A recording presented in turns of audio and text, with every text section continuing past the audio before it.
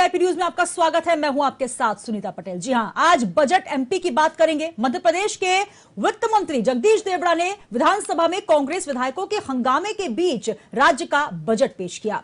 खास बात यह रही कि कोई नया कर नहीं लगाया गया है, तो वहीं पहली बार राज्य में चाइल्ड बजट पेश किया गया। मध्य प्रदेश के वित्त मंत्री जगदीश देवड़ा ने 2,79,237 करोड़ का बजट पेश किया, जो सकल घरेलू उत्पाद का 4.56% अनुमानित है। 31 बड़ी परियोजनाओं को भी मंजूरी दी गई। 60,000 लोगों को रोजगार का वादा भी किया गया। सरकार का बजट आत्मनिर्भर मध्य प्रदेश पर फोकस रहा। हर क्षेत्र में लक्ष्य को बढ़ाया गया है। किसानों का खास ख्याल रखा गया। शिक्षा, स्वास्थ्य, रोजगार के लिए बजट बढ़ाया गया। तो वहीं विपक्ष के हंगामे के बीच पूरा बजट वित्त मंत्री ने रखा और साथ ही मुख्यमंत्री ने सोशल मीडिया पर कहा कि गर्व की बात है कि अब तक उपलब्ध आंकड़ों के आधार पर मध्य प्रदेश की जीएसडीपी की ग्रोथ रेट देश के राज्यों में सर्वाधिक है। वर्ष 2021-22 के अग्रिम अनुमानित आंकड़े दर्शाते हैं कि सकल राज्य घरेलू उत्पाद में वर्तमान दर पर 19.74% की वृद्धि के साथ आज हम देश में सबसे तेज बढ़ने वाले राज्य हैं। आइए सबसे पहले आपको सुनाते हैं क्या कुछ खास रहा आज के एमपी के बजट में।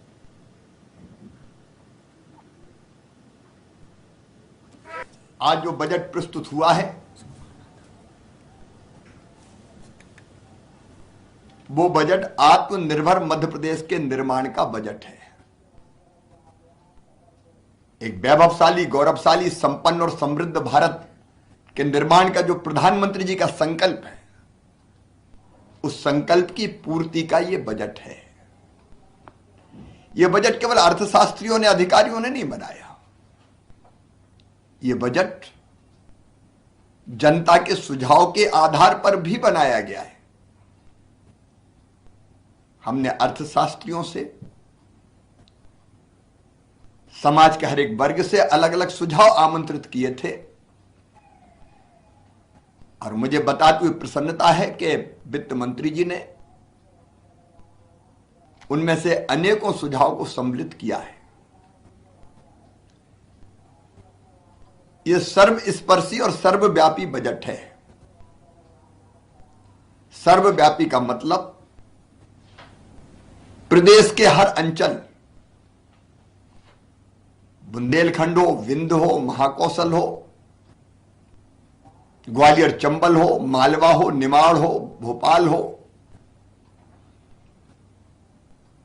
अधोसंरचना का विकास और जन कल्याण की योजनाओं में सब अंचलों का संतुलित विकास का दर्पण है। ये बजट सबके साथ न्याय किया गया।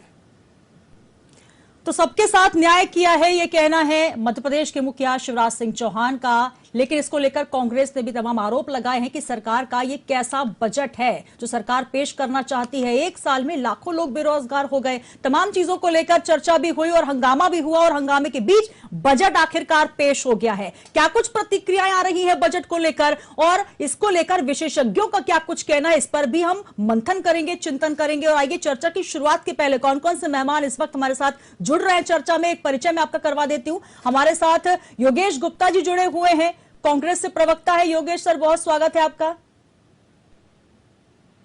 सर, आवाज पहुंच रही है आप तक?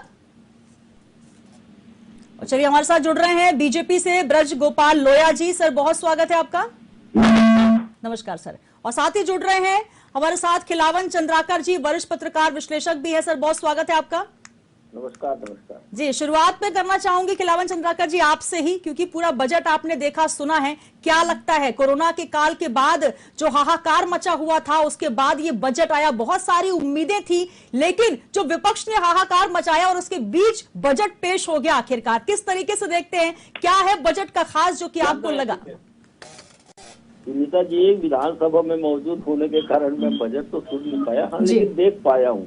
जो पीडीएफ आया है उसका वो गंभीरता से मैंने अध्ययन करने का प्रयास किया है और मैं आपके सवालों का जवाब, लेकिन मूल बात यही है कि जो सबसे अच्छी बात इस बजट में ये वो बजट के बार कोई कर नहीं बढ़ाया, किसी तरह का कर का बोझ प्रदेश सरकार ने जनता पर निकाला। लेकिन उम्मीद के अनुसार, उम्मीद जो हमको थी कि वेट पर कुछ कमी आएगी ताकि आने वाले दिनों में जो डीजल और पेट्रोल और रसोई गैस के मूल्य में वृद्धि होगी उस पर लगाम कसा जा सके, ऐसी उम्मीद थी। लेकिन ये उम्मीद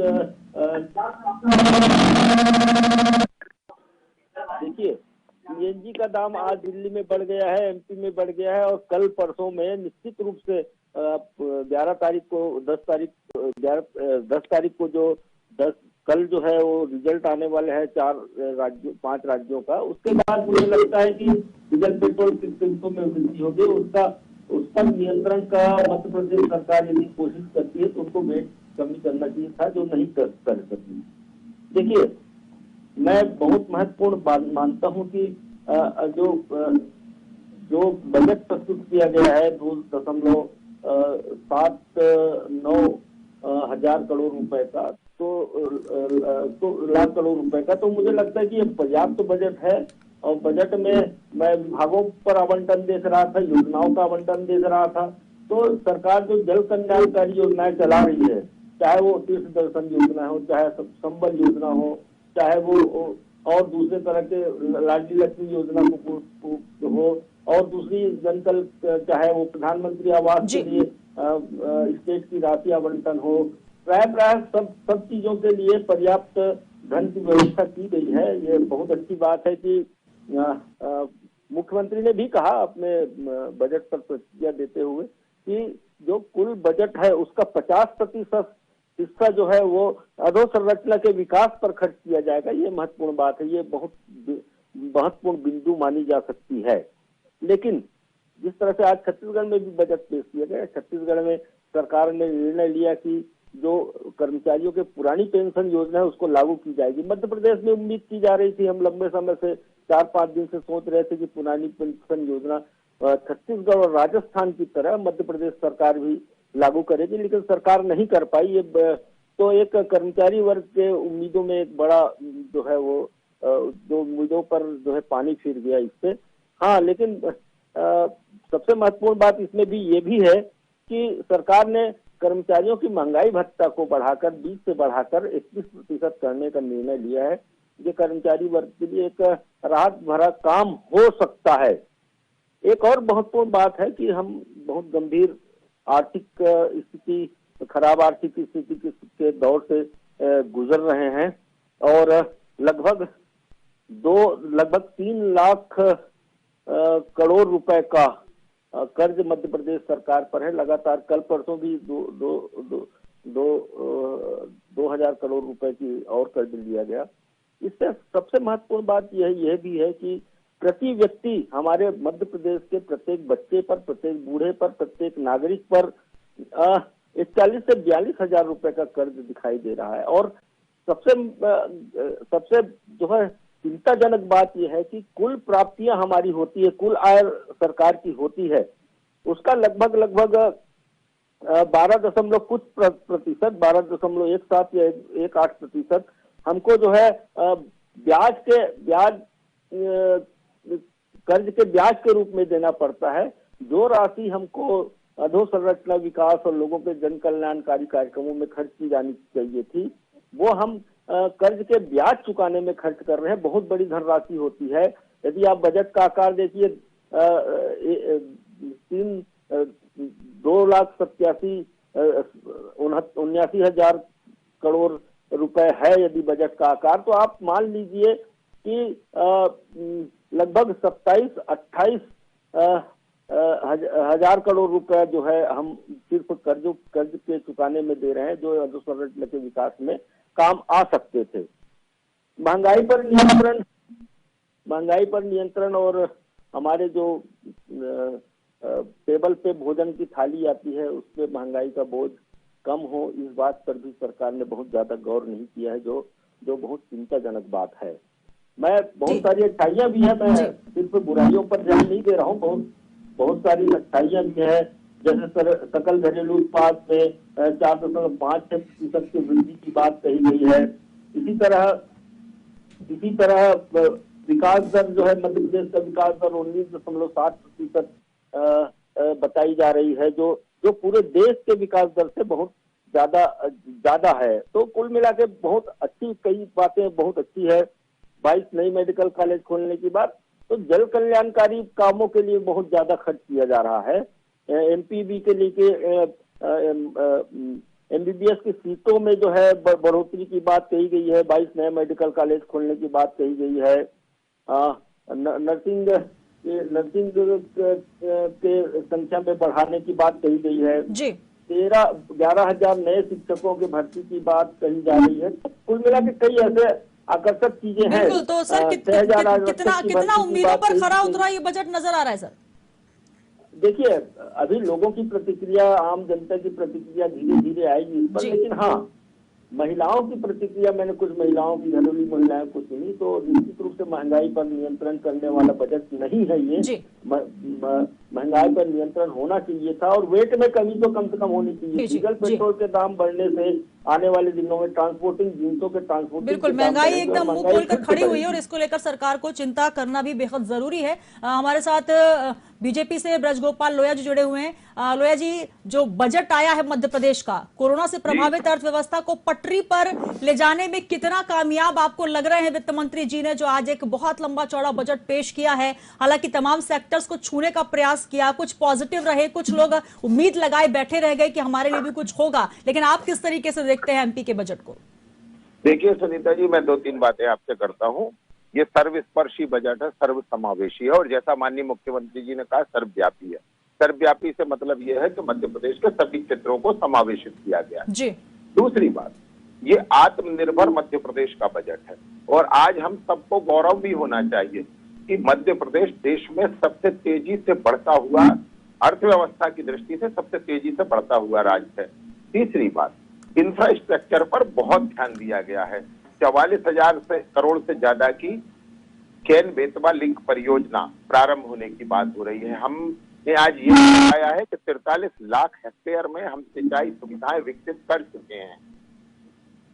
महिलाओं के लिए इसमें बहुत, उनको स्वसहायता समूह से जोड़ने के लिए, उनके बेटियों के पढ़ने के लिए, और जो कन्यादान योजना अभी कोविड के कारण बंद पड़ी थी, उसको वापस से शुरू करने के लिए इसमें प्रावधान किए गए।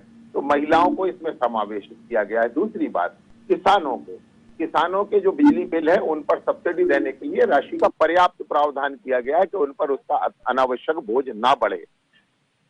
जो हम उपार्जन करते हैं, उपार्जन के लिए पर्याप्त भंडार, परिवहन की व्यवस्था सुनिश्चित हो, इसके लिए राशि का आवंटन किया गया है।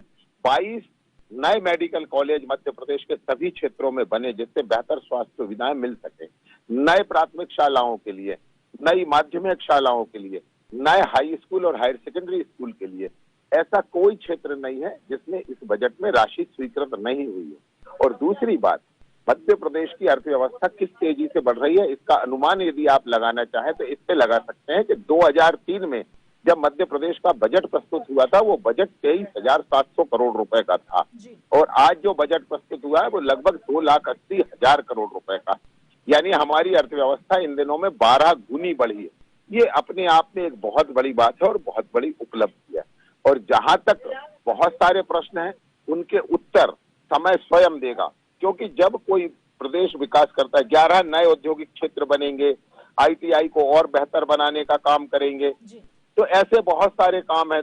नए चार्जिंग स्टेशन बनेंगे, PPP मोड में बनाएंगे, नए रोडों का निर्माण करेंगे, और ये सब मिलकर खासतौर से ऊर्जा के क्षेत्र में 23,000 करोड़ से अधिक की राशि इसमें प्रावधान की गई है। यानी जब हम इन सब में काम करेंगे तो रोजगार के नए अवसर आएंगे। आपको मालूम है कि पिछले वर्ष 16,500 शिक्षकों की नियुक्ति मध्य प्रदेश सरकार ने की है, और इस वर्ष पुनः 11,000 से अधिक पुनः करने जा रहे हैं। 13,000 के लगभग करने जा रहे हैं। 11,000 के तो केवल रोजगार जनरेट होंगे, 2 जो औद्योगिक क्षेत्र बनेंगे भोपाल के पास, उसमें। तो ऐसा करके मध्य प्रदेश की सरकार ने एक दिशा देने वाला बजट, एक आत्मनिर्भर भारत की जो कल्पना माननीय नरेंद्र मोदी जी की है, उसमें मध्य प्रदेश भी कैसे आत्मनिर्भर हो, इसकी कल्पना शिवराज जी ने की है। और ये उनकी कल्पनाओं को उड़ान देने वाला बजट है। और मध्य प्रदेश को नई ऊंचाइयों पर ले जाने वाला बजट है। बिल्कुल, तो बजट में कई बातें हैं जिसकी सराहना भी की जा रही है, कुछ बातें हैं जिसको लेकर सरकार का ध्यान जो है वो इंगित कराया जा रहा है। शिक्षाविदों ने भी हालांकि इसको सराहा है, क्योंकि 13,000 नौकरियां मिल रही हैं, 360 सीएम राइज स्कूल खोले जाएंगे, तमाम ऐसे जो पहलू है सरकार छू पाई, लेकिन कुछ ऐसे पहलू है जो नहीं छू पाई, जिसको लेकर विपक्ष भी हंगामा करता नजर आया। हमारे साथ कांग्रेस से योगेश गुप्ता जी जुड़े हुए। सर, आवाज आ रही है अब तक? जी सुनीता मैडम, आ रही है। जी सर, अभी आप सुन रहे थे ब्रजगोपाल जी को, जो बजट आया है उसको लेकर आपकी भी प्रतिक्रिया जानना चाहूंगी, उसके बाद मैं आगे सवाल करूंगी ब्रजगोपाल जी से। आपकी पहले प्रतिक्रिया, कैसा लगा बजट आपको, क्या लगता है? हालांकि पहले ही हाहाकार और हंगामे के बीच बजट आया है, लेकिन क्या कुछ बातें खास लगी आपको? देखिए, ब्रजगोपाल भैया जी की बात का तो मैं कितना जवाब दूंगा कि 2003 से लेकर 2022-19 साल के दौरान में अगर बजट की राशि 2,79,238 करोड़ रुपए हुई है, उससे ज्यादा बड़ी उपलब्धि गुजरात सरकार की ये है कि 2,87,000 करोड़ से ज्यादा का कर्जा मध्य प्रदेश पर चढ़ाया जा चुका है, जबकि मध्य प्रदेश में 2003 में ये कर्जे की राशि 21,000 करोड़ थी। तो घर फूककर दिवाली मनाने वाले शिवराज जी के बारे में उनसे ही पूर्व स्वर्गीय मुख्यमंत्री बाबूलाल गौर जी विधानसभा में कई बार इस बात को कह चुके थे। इस पर नहीं जाऊंगा, मैं बजट पर आता हूँ। चुनाव की वजह से सुनीता मैडम, जनता को गुमराह करने के लिए आंकड़ों की बाजीगरी है। मैं बिंदुवार कुछ आंकड़े आपके सामने रखना चाहूंगा। इलेक्ट्रिसिटी में 2,500 करोड़ रुपए का प्रावधान किया मध्य प्रदेश सरकार ने। पिछले 5 वर्षों से हम, आप और प्रत्येक मध्य प्रदेश का नागरिक बिजली संकट से किस प्रकार जूझ रहा है। कभी भी मेंटेनेंस के नाम पर, कई बार भोपाल शहर की बात करें तो 25-25 कॉलोनियों की बिजली एकदम से गुल कर दी जाती है 5 से 6 घंटों के लिए। साल भर मेंटेनेंस चलता है, साल भर। पहले कांग्रेस सरकारों के समय एक सीजन आता था बारिश, उसके पहले मेंटेनेंस किया जाता। आजकल साल भर हर महीने मेंटेनेंस के नाम पर हर दिन कम से कम 15 से 20 कॉलोनियों का पावर कट किया जाता है। तो इसमें आवश्यकता जो 2500 करोड़ का प्रावधान है, बहुत आवश्यकता से बहुत कम है। इसमें बिजली कर्मियों की नियुक्तियों का प्रावधान नहीं है। कैसे स्टाफ बढ़ाया जाए, स्टाफ की कमी बहुत बड़ी वजह है ये जो शॉर्टेज होती है इलेक्ट्रिसिटी सप्लाई में। एक बात, दूसरी बात आता हूं मैं रोड कंस्ट्रक्शन पर। 108 करोड़ रुपए का प्रावधान किया मात्र। अगर हम टूटी फूटी सड़कों को देखें, मध्य प्रदेश तो बहुत बड़ा शहर है, बहुत बड़ा राज्य है। भोपाल शहर में ही कम से कम 100 करोड़ रुपए मेंटेनेंस में हर साल खर्च होते हैं। ये 108 करोड़ रुपए जो इन्होंने रखे हैं रोड कंस्ट्रक्शन में, कितनी रोडें कहाँ बनाएंगे? बेरोजगारी के आंकड़े आज सम्मानित मीडिया के द्वारा जो आए हैं कि 35,35,000 से ज्यादा प्रमुख समाचार पत्रों ने राज्य सरकार के हिसाब से छापे हैं, और केंद्र की मोदी सरकार ने 1,30,000 करोड़ लोग बेरोजगार बताए मध्य प्रदेश में। और मध्य प्रदेश का जो सरकारी पोर्टल है उसमें 35 लाख रजिस्टर्ड बेरोजगार हैं। तो इनके रोजगार को लेकर कोई ठोस कदम उठाने की बात नहीं की गई है। एजुकेशन सेक्टर में 60,000 करोड़ का प्रावधान किया है। सीएम राइज बिल्डिंगें बनाई जाएगी, मगर पढ़ने के लिए शिक्षकों की नियुक्तियों का प्रावधान नहीं। जो संविदा शिक्षकों की नियुक्ति हुई है उनको अभी तक नियुक्तियां नहीं दी जा रही है। 1.5 साल से ज्यादा का समय हो गया है, बजट की शॉर्टेज बताकर उनको नियुक्तियां नहीं दी गई है। संविदा शिक्षकों की हालत आपसे छुपी नहीं है। हेल्थ सेक्टर में 13,642 करोड़ का प्रावधान है। हेल्थ सेक्टर में अगर कोरोना काल को शामिल कर लिया जाए तो ये राशि ऊंट के मुंह में दिए समान। पेट्रोल, डीजल, गैस जो सर्वाधिक उपभोक्ता है, उपभोक्त की जाने वाली वस्तुएं हैं, इन पर मध्य प्रदेश सरकार को टैक्स में राहत देनी चाहिए थी, टैक्स के रूप में भी, देश के रूप में भी। लेकिन कहीं से भी कोई राहत मध्य प्रदेश वासियों को नहीं मिली है। पुरानी पेंशन नीति, उदाहरण देना चाहिए सुनीता जी, पुरानी पेंशन नीति 2005, आज छत्तीसगढ़ सरकार भूपेश बघेल जी ने न केवल उसको लागू किया बल्कि बजट में प्रावधान नहीं किया। यहाँ पर हमारे मध्य प्रदेश का कर्मचारी निराश हुआ। पुरानी पेंशन की मांग कब से कई सालों से लंबित थी, उस पर कोई निर्णय शिवराज सरकार ने नहीं किया। किसान हमेशा की तरह परेशान नजर आया इस बजट के माध्यम से। यूरिया, फसल बीमा, आपदा प्रबंधन की राशि का बजट में कोई प्रावधान नहीं। बिल्कुल तमाम ऐसे बिंदु हैं जहां पर कहीं खुशी और कहीं गम का माहौल नजर आ रहा है। हालांकि बहुत सारे बिंदु आपने गिनवा दिए। योगेश गुप्ता जी, खिलावन चंद्राकर जी हमारे साथ जुड़े हुए हैं। खिलावन जी, क्या कहेंगे? बहुत सारे बिंदु हालांकि आपने भी गिनवाए, लेकिन योगेश गुप्ता जी ने पूरा जो है पूरा जो इसका एनालिसिस किया है, विश्लेषण किया है, बिल्कुल निराशाजनक बजट रहा। क्या लगता है, कोई भी मुद्दा ऐसा नहीं लगा सरकार जिसको छू पाई हो? क्योंकि चाहे वो रोजगार को लेकर बात की हो या महंगाई को लेकर, हालांकि पिछड़ा वर्ग युवाओं को रोजगार के लिए 50 करोड़ रुपए का प्रावधान है। साथ ही बहुत सारी ऐसी योजनाएं हैं, मेडिकल कॉलेज खोले जाएंगे, साथ ही 360 सीएम राइज स्कूल। तो शिक्षाविद जो है वो तो इसकी सराहना कर रहे हैं, लेकिन योगेश गुप्ता जी ने कोई भी ऐसा मुद्दा नहीं बताया जहां पर लगा हो कि हाँ सरकार कुछ छू पाई हो। आपको क्या लगता है सर? देखिए सुनीता जी, मैं पहले भी बता रहा था आपको कि मैं जब विभागीय आवंटन देख रहा था और किन किन योजनाओं के लिए कितना कितना आवंटन है ये देख रहा था, तो निश्चित रूप से मैं ये कह सकता हूँ कि विभागीय आवंटन में वृद्धि हुई है। लेकिन जिन क्षेत्रों में जो प्राथमिक क्षेत्र थे, जैसे कृषि का क्षेत्र बहुत प्राथमिक क्षेत्र है, स्वास्थ्य का क्षेत्र है, सिंचाई का क्षेत्र है, शिक्षा का क्षेत्र है, इन सब में जो है पर्याप्त बजट की व्यवस्था होनी चाहिए थी, बढ़ोतरी और की जानी चाहिए थी। कुछ बातें तो अभी उल्लेखित भी नहीं है कि आपने जो बेरोजगारी कम करने की दिशा में या रोजगार सृजन की दिशा में काम करेंगे, उसमें किस किस तरह के काम होंगे ये सुनिश्चित नहीं की गई है। ये जरूर कहा गया है कि 11 नए औद्योगिक केंद्र खोले जाएंगे और इस 11 नए औद्योगिक केंद्र से लगभग 11 लाख लोगों को जो है रोजगार मिल पाएगा, बेरोजगारों को, ये कहा गया। लेकिन बेरोजगारी की दर मध्य प्रदेश में कितनी है ये भी बात बहुत उल्लेखनीय है। आज लगभग 34.7% बेरोजगारी की दर है मध्य प्रदेश में। 34,80,80,000 लगभग बेरोजगार पंजीबद्ध है यहाँ के रोजगार कार्यालयों में। तो मुझे लगता है कि इन सब पर बहुत केंद्रित होकर काम किए जाने की आवश्यकता है। हालांकि अनुसूचित जाति वर्ग के लिए, अनुसूचित जनजाति वर्ग के लिए, पिछड़े वर्ग के लिए, महिलाओं के लिए रोजगार सृजन की बात कही गई है, लेकिन किन माध्यमों से वो रोजगार सृजन होगा ये स्पष्ट नहीं है। इसी तरह से जो 6,000 सिपाहियों की भर्ती या 13,000 शिक्षकों की भर्ती की बात कही गई है, तो मुझे लगता है कि इससे रोजगार सृजन तो होगा, लेकिन जिन जिन विभागों में बजट की व्यवस्था की गई है उनसे रोजगार कितना सृजन हो पाएगा। अधोसंरचना के विकास के लिए हालांकि बजट के 50% की राशि की बात मुख्यमंत्री कह रहे हैं, लेकिन कहीं बजट में उसका उल्लेख नहीं है कि कितनी राशि जो है अधोसंरचना विकास में खर्च होगी।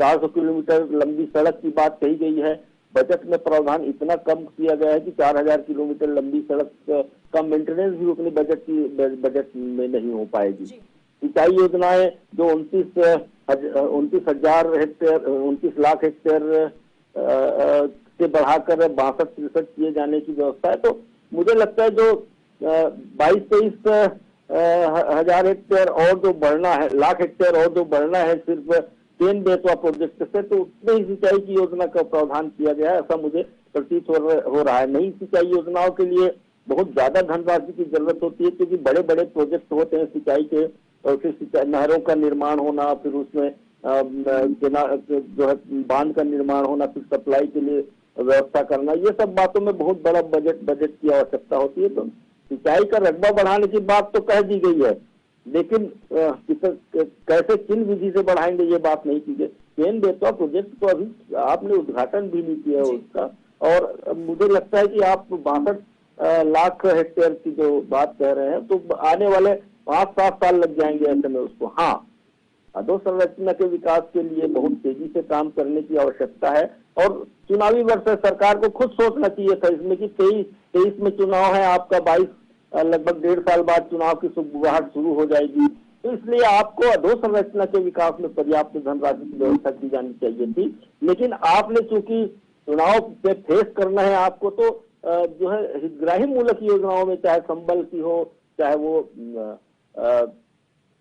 वो तीर्थ दर्शन योजना हो, चाहे बेटियों के लिए शुरू की जाने वाली योजना हो, चाहे अनुसूचित जाति के लिए की जाने वाली योजना हो, इन पर जो है धनराशि खर्च करने, या बिजली की सब्सिडी के लिए आपने धनराशि का प्रावधान रखा है, फसल बीमा जो किसानों के लिए फसल बीमा योजना के लिए आपने प्रावधान रखा है। लेकिन मुझे लगता है कि जिस तरह से जिस तेजी से विकास की बात सरकार कह रही है, आत्मनिर्भर मध्य प्रदेश बनाने की बात कही जा रही है, उसमें मुझे लगता है कि मध्य प्रदेश के कर्ज को जब तक कमी नहीं करेंगे, आप कर्ज में रह के आत्मनिर्भर कैसे हो सकते हैं? आखिर में एक बड़ा सवाल तो सदैव उठता रहेगा सरकार जा रहा है और उसको लेकर तमाम जो विकास का खाका खींच रहे हैं, तो कहीं ना कहीं ये नजर आ रहा है कि कर्ज के बीच विकास की राह जो है टटोली जा रही है। हालांकि हमारे साथ योगेश गुप्ता जी भी, उनका यही कहना है कि लगातार जो बजट को लेकर बात हो रही थी, जो उम्मीदें बताई जा रही थी, वो उम्मीदें पूरी होती नजर नहीं आ रही है। क्या कहेंगे ब्रजगोपाल जी, जिस प्रकार का बजट आया है उसको लेकर हर तरफ से ये कहा जा रहा है कि ऊंट के मुंह में जीरा के समान ये बजट आ गया है, क्योंकि जिस तरीके की उम्मीदें की जा रही थी वो उम्मीदें पूरी होती नजर नहीं आ रही है। इसको लेकर आप क्या कहेंगे? हालांकि अब प्रतिक्रियाएं आनी शुरू हो चुकी है बजट को लेकर, तो कहीं ना कहीं प्रतिक्रियाओं के साथ साथ कुछ लोग इसे निराशाजनक कह रहे हैं, कुछ कह रहे हैं कि आशा से थोड़ा कम रह गया बजट। देखिए, 2-3 बातें सुनीता जी मैं कहूँ, हम खुद कभी ये नहीं मानते कि हमने सब कुछ कर लिया, हमारी भी उम्मीदें ज्यादा हैं, परंतु बजट की अपनी मजबूरियां हैं।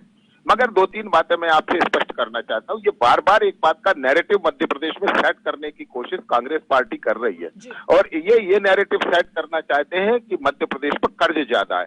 2-3 बातें मैं आपको आपके माध्यम से बड़ा स्पष्ट करना चाहता हूँ। मध्य प्रदेश में कुल राजस्व प्राप्तियों का 11.4% हिस्सा में 23% और पंजाब में 25% हिस्सा जा रहा है। ये स्थितियां हैं। 7.5 करोड़ आबादी के मध्य प्रदेश पर 2,80,000 करोड़ का अगर कर्ज है, तो 4,75,000 करोड़ का कर्ज है 2.5 करोड़ की आबादी के पंजाब पर। ये नैरेटिव सेट करने की कोशिश होती है, ये नैरेटिव गलत है। मैं दूसरी बात बताता हूं आपको। जिन सड़कों की आप और हम बात कर रहे हैं, उन सड़कों को आप जरा देखिएगा कि उनमें केंद्र से प्राप्त अनुदान की बात भी हो रही है, उनमें पीपीपी मोड से बनना है, इसकी भी बात हो रही है। दूसरी बात, बजट में एक टोकन अमाउंट दिया जाता है, उस टोकन अमाउंट के माध्यम से सरकार उस काम को करने बाध्य होती है। वो 4,000 किलोमीटर सड़कें ऐसा नहीं है कि एक ही दिन में बन जाएंगी और उनके भुगतान हो जाएंगे, नहीं, उसके लिए एक प्रक्रिया प्रारंभ हो जाएगी, उनके डीपीआर बन जाएंगे और विकास की नई अवधारणा बनेगी। दूसरी बात, मध्य प्रदेश के चाहे बिजली हो, पेयजल हो, मकान हो, और चाहे शिक्षा हो, और चाहे स्वास्थ्य हो, कांग्रेस पार्टी अपने काल की एक सड़क का नाम मध्य प्रदेश की बता दे कि इन्होंने इनके काल में ये सड़क बनाई थी। नहीं बनाई, हमने बनाई है, इसलिए हमें बेहतर मालूम है कि हमें कैसे बनाना है, हमें बेहतर मालूम है कि कैसे मध्य प्रदेश को बिजली देना है, हमें बेहतर मालूम है कि कैसे मध्य प्रदेश के गड्ढे मुक्त सड़कें बनानी है। जिन लोगों ने सड़कों में गड्ढों को ही मध्य प्रदेश का भाग्य बना दिया था, वो आज हमें उपदेश देने का काम कर रहे हैं। गुप्ता जी, आवाज आ रही है अब तक? है ना जी, तो सर जवाब दीजिए। जी देखिए, अब इनका भूतलता बंद हो गया हो तो आवाज आ रही है आपको? जी जी जी, हेलो। हाँ जी योगेश जी बोलें। देखिए, शिवराज सरकार का जो बजट है वो एक जुमले में सेट किया जा सकता है, महंगा दूध महंगा तेल, यह शिवराज जी का खेल। हाँ, दारू इन्होंने सस्ती करी है, शराब पे करों में कटौती इसलिए की गई है कि हमारा युवा वर्ग शराब के नशे में पड़ा रहे, और घर घर शराब पहुंचाने की जो आबकारी नीति के माध्यम से इन्होंने शराब पोसने की तैयारी की है, वो भी एक आलोचना का केंद्र है। कांग्रेस पार्टी ने पूरे मध्य प्रदेश में जनता सहित भारतीय जनता पार्टी कई वरिष्ठ नेताओं ने भी शिवराज सरकार के इस कदम की आलोचना ही नहीं, सार्वजनिक रूप से बयानबाजी की है। तो ये शिवराज सरकार पिछले 18 साल से सत्ता पर काबिज है, और आज भी सड़कों में वही गड्ढे हैं, आज भी बिजली की शॉर्टेज है, आज भी नर्सिंग स्टाफ की कमी है, आज भी अस्पताल की व्यवस्थाएं चरमराई हुई है, आज भी शिक्षा का स्तर गिरा हुआ है, आज भी युवा बेरोजगार है, आज भी महिलाएं उत्पीड़न में नंबर 1 मध्य प्रदेश है, आज भी कुपोषण में नंबर 1 मध्य प्रदेश है। तो ये जो ना भारतीय जनता पार्टी के प्रवक्ता लोया जी, ये हमेशा 2-3 बातें करके गोल करते हैं ना मामले को, तो जनता भली भांति इनके कार्यकाल का अवलोकन कर चुकी थी, इसीलिए 2018 विधानसभा चुनाव में इनको सबक सिखाया गया था, इनसे जनादेश छीना गया था। हालांकि सबक आपने भी सीख लिया सर, क्योंकि जनता ने जनादेश दिया और उसके बाद ये बजट लगातार अब सरकार पेश भी कर रही है। चलिए, बहुत समय की कमी है, मैं यहाँ पर चर्चा को रोकना चाहूंगी। हमारे साथ तीनों मेहमान जुड़े, खिलावन चंद्राकर जी आपका भी धन्यवाद, ब्रजगोपाल लोया जी बीजेपी से जुड़े, योगेश गुप्ता जी भी आपका भी बहुत धन्यवाद। धन्यवाद। कांग्रेस हमारे साथ जुड़े। तो एमपी का बजट पेश हो गया है जिसमें स्वास्थ्य से लेकर, अगर बात की जाए शिक्षा को लेकर और साथ ही सड़कों को लेकर, पूरी अर्थव्यवस्था को लेकर बातचीत हुई। लेकिन कहीं ना कहीं जो प्रतिक्रियाएं अब आनी शुरू हुई हैं उसमें कुछ निराशाजनक प्रतिक्रियाएं भी आ रही हैं, तो कुछ आशाजनक आ रही है। अब देखना दिलचस्प होगा कि बजट तो पेश हो गया है, लेकिन क्या वाकई आत्मनिर्भर मध्य प्रदेश का यह बजट है जो खाका तैयार किया गया है? क्या आम बजट 2023 विधानसभा को लेकर यह बजट पेश किया गया है? तमाम तरीके के सवाल, और इन सवालों के साथ आपको छोड़े जाते हैं इस खास पेशकश में। इतना ही, दीजिए इजाजत, बने रहिए वीआईपी न्यूज के साथ।